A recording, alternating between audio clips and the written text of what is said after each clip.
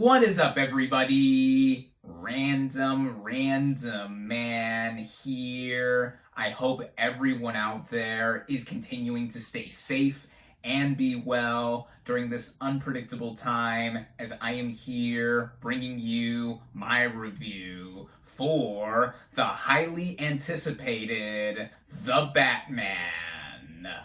By the way, there will be no spoilers in this review. You're all safe, as the plot of this superhero film, based on the DC Comics character of the same name, takes place 2 years into the tenure of the crime-fighting career of our title character, played by Robert Pattinson, who sets out to uncover corruption in Gotham City and pursue the Riddler, played by Paul Dano, a serial killer who targets Gotham's elite.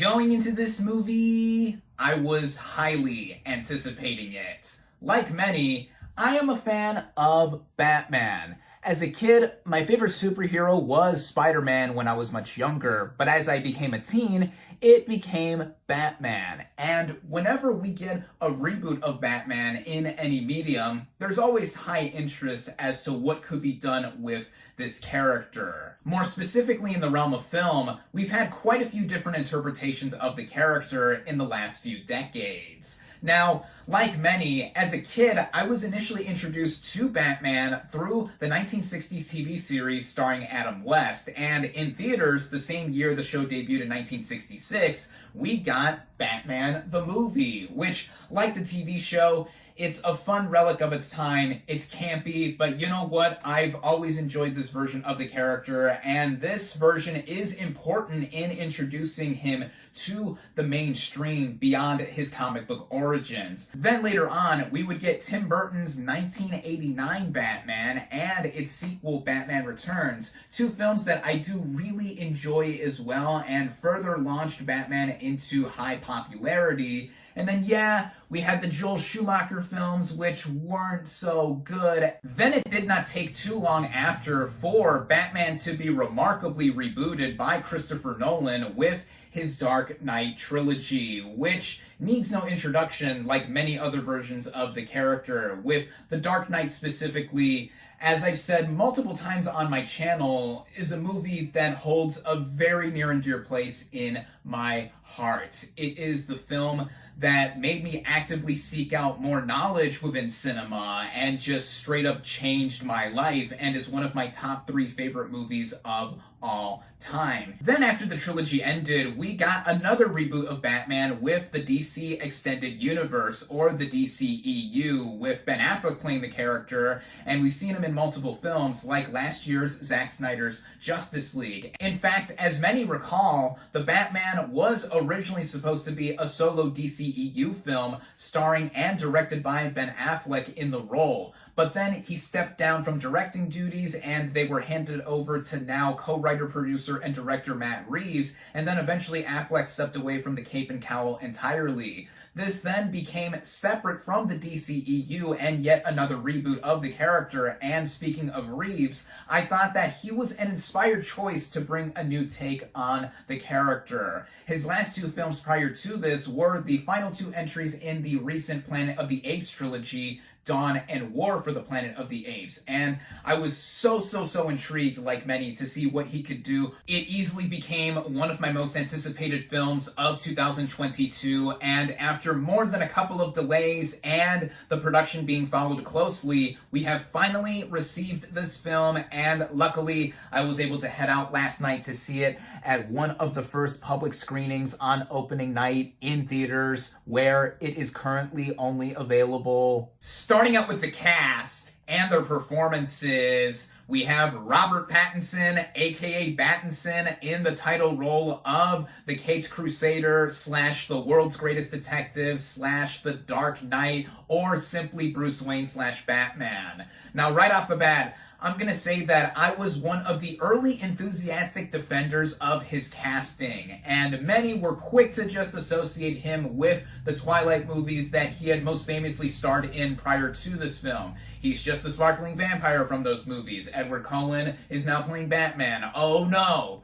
But if anyone had seen the films that he had starred in since those Twilight movies had ended, then one would have seen how much of a talented performer he is. Whether it is 2017's Good Time or any other film he has done since his casting, like 2019's The Lighthouse, 2020's Tenet, and The Devil All the Time, also from 2020, they all show what kind of an actor he is, and I was more and more anticipating his turn as this title role, and right away, I'm gonna say that he did not disappoint in the slightest. His portrayal of Batman here is one that is so distinct from every other version that we have gotten, whether it is by West, Keaton, Kilmer, Clooney, Bale, or Affleck. Here, this is the most tortured Batman we have seen on screen to date. To be fair, by virtue of his origin, Batman has always been a tortured character, and the film wisely begins a couple years or so into his tenure as the character, so no seeing him fall into the Batcave with all the bats, no seeing his parents get shot and killed, none of that. We begin with him already in the cape and cowl, and this is a version of Batman that has a lot of grungy glory to it. It looks like a lot of it was very much inspired by the 1990s grunge scene, which has been described by director Matt Reeves himself as being a rock star recluse interpretation of Batman. And I 100% agree, because whenever we see him take off the cowl with the black face paint over his eyes and we see just Bruce Wayne, he is a more emo version of the character and is one that is just truly broken. That is also further emphasized with him not speaking very much and playing a lot to Pattinson's strengths as an actor, because just with the look on his face or his body movements and motions, we see what this character is all about. And the way he looks in the suit, he is great. I think this is a great version of the suit. Also, the way he is built, a lot was made of him not being a beefy looking Batman. He is looking fit, though, on the skinnier side, but he looked like he was very mobile in the suit and is able to beat criminals well, though he is kind of inexperienced still, which I think made him even more vulnerable. Pattinson, I think, is going to become a lot of people's new favorite Batman, either just from recency bias or just liking how different this version is. And for one thing, I think he is a bona fide Batman. Then we have a slew of supporting players in this film, like we would see with anything involving Batman, like Zoe Kravitz as Catwoman / Selina Kyle. Now, interestingly, she has already voiced the character in the Lego Batman movie from 2017, and now she is playing her in live action. And I thought, like Pattinson, she was an inspired choice for the character. Like Batman, she is also a vulnerable character in many ways for the job that she is involved in, aside from her taking on the role as Catwoman at night. And also, the way she works together with Batman, it fits her character in that she's doing it out of her own benefit mostly, and just wants to take down criminals and get her own sense of gain. And then there's also the romance aspect between the Bat and the Cat, which I've always liked the most. Out of all the love interests for Batman, Catwoman has always been my favorite, and the chemistry between Kravitz and Pattinson was effortless, and Kravitz on her own, physically, she had a lot of the agility that is associated with the character, holding her own in the fight scenes. I've loved the previous interpretations of the Cat from Michelle Pfeiffer and Anne Hathaway, and now here is another great version from Kravitz. Then we have Paul Dano as the Riddler, and this is a Riddler that we have not seen before in film. He is very much inspired by the Zodiac Killer in being a serial killer, and what Dano does in his performance echoes a lot of what he has done in 2013's Prisoners with the creepy vibe he was going for, but he goes even further with that in The Batman, and we see him mostly in this makeshift outfit that he is in, and also through a lot of cell phone and internet videos, which adds on to the modern interpretation of this character being portrayed, and also still having the riddles interpolated in the narrative like the character is known for. And Dano, I think, gives a deft turn here to where he is someone that is also a talented performer that I don't think gets enough credit for what he has done in the past. He steals every scene he is in, and what a vile villain he is. Then there's Jeffrey Wright as James Gordon, Lieutenant James Gordon, I should say. He's not yet commissioner, who partners up with Batman here, and Gordon is personally my favorite Batman character. So I was closely watching to see what Wright would do with his version, as Gary Oldman's previous version of the character in the Dark Knight trilogy is my favorite version of this character on film. Oldman also just so happens to be my favorite actor, so Wright had a lot to live up to, and I thought he did so amazingly in his own way. Him working together with Batman made it both a true detective story and kind of a buddy cop film, though this is not a lighthearted comedy. Both of these characters are still somewhat on edge with each other, given that it is only Batman's second year of crime fighting, but in many ways, like it is mentioned in the film, they are the only two characters that seem to trust each other in this cruel, corrupt world, and Wright is wonderful as this character, a class act in just about everything he is in. And then other supporting players here include John Turturro as Carmine Falcone, a notorious crime boss in Gotham, and I've seen him in a lot of comedic roles prior to this, like the stuff he has done with the Coen brothers. But here in a more serious role, I think that he plays the mob boss type pretty well. I think that when he's in the movie, he looks like he fit the role and did what he had to do. Peter Sarsgaard also appears in a pivotal role as Gotham's DA that is integral to this one tense moment of the film that I thought he sold really well. There's also Alfred, as played by Andy Serkis, the loyal butler to Bruce Wayne, who,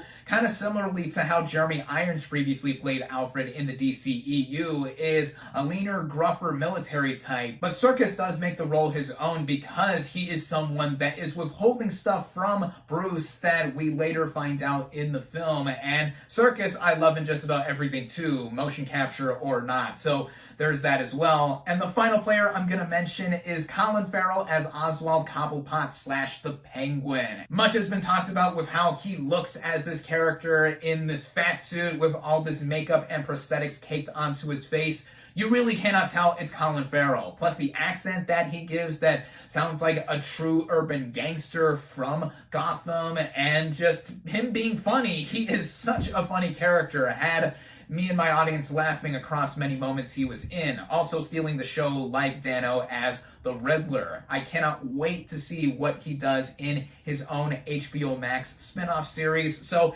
everyone here, regardless of the role, I think did exceptional jobs. Now getting into the writing of this film, since this is a new version of Batman on film, there was a lot needed to separate itself from prior iterations of Batman. And this film is similarly dark to some of the more recent versions of Batman that we have seen. But I think most people like seeing a really dark version of Batman, even with the huge rogues gallery of villains that are more on the corny side and don't necessarily fit the morose tone. I think that with what is set up here in all the world building and atmosphere, this film really sets up a Gotham that I think is the most terrifying that we have seen in film yet. This looks like a place that I never want to go to or live in. It looks like it is very lived in with all of the ingrained crime and grime all over the place. The film also cutting right to the chase with Batman already having been Batman for a bit and just giving us the story of the Riddler wreaking havoc all over the city while also having the character uncover corruption within it.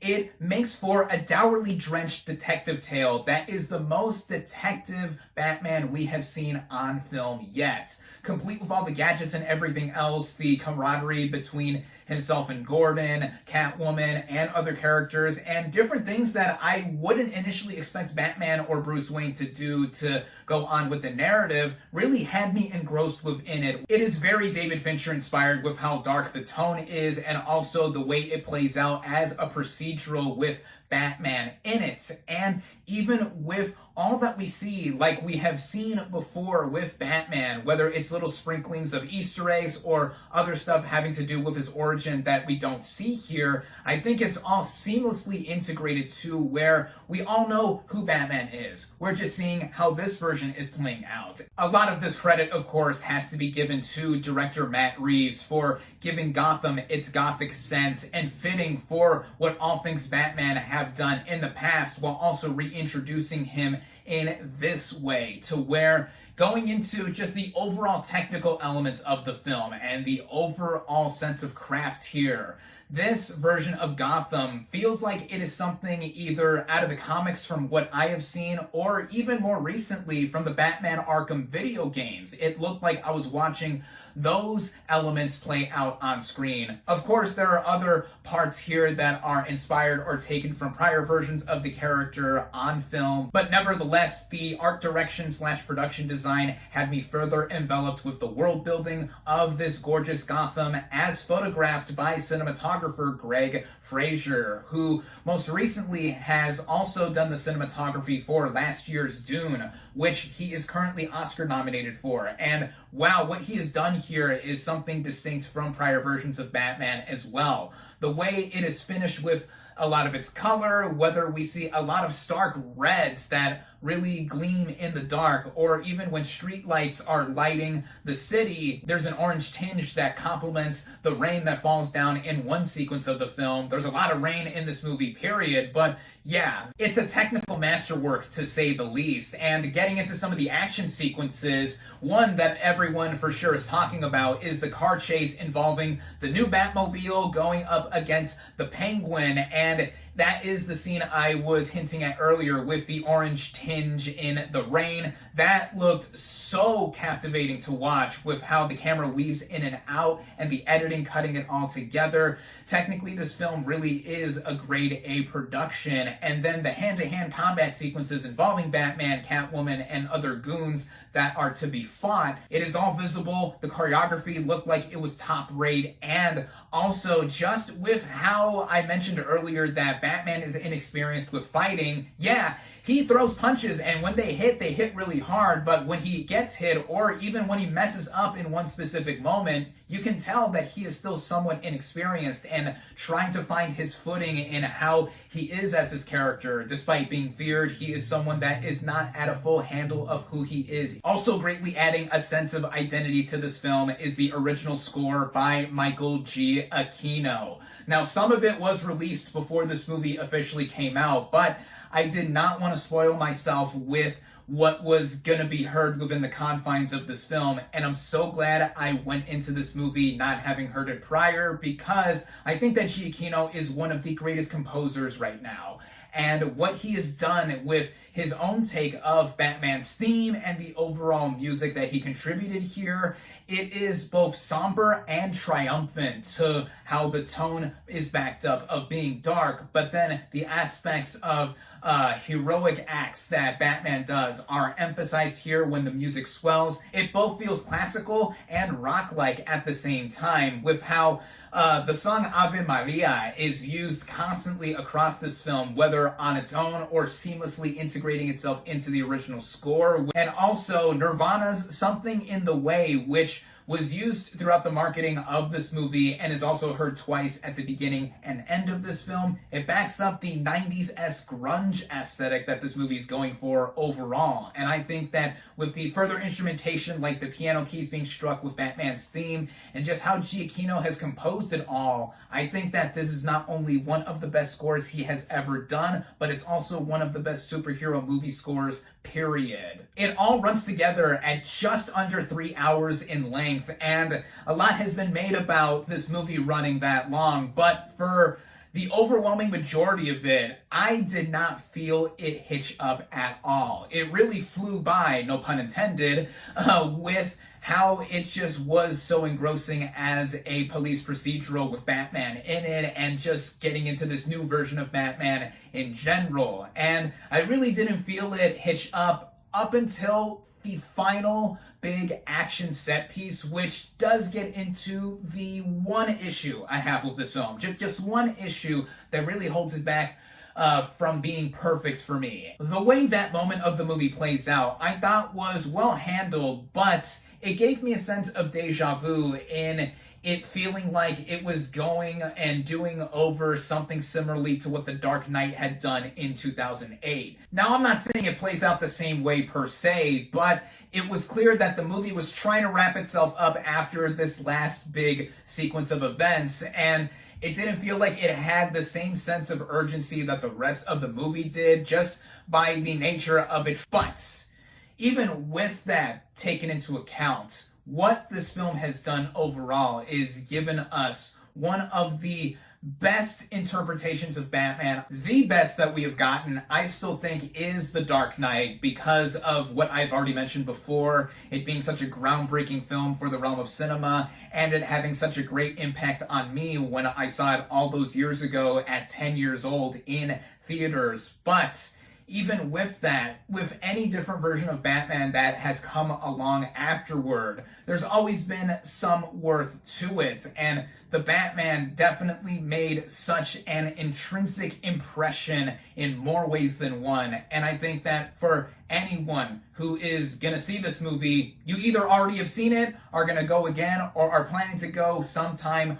opening weekend. And just as a film fan in general, even though I have only seen and reviewed a few official 2022 film releases, this currently stands as my favorite film of the year. By the way, there's no post-credit scene at the end of this movie when all of the end credits are finished, though if you want to stay for a little last tidbit that the movie is offering, there is that. But in any sense, if it wasn't already clear by now, I loved The Batman. I highly recommend it. My final verdict for The Batman is 4.5 out of 5 stars.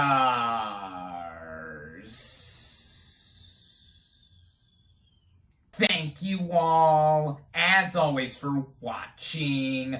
Be sure to like this video, comment on what you thought of The Batman. Social media links in the description. Subscribe to my channel for more, and I'll catch you on the next movie review.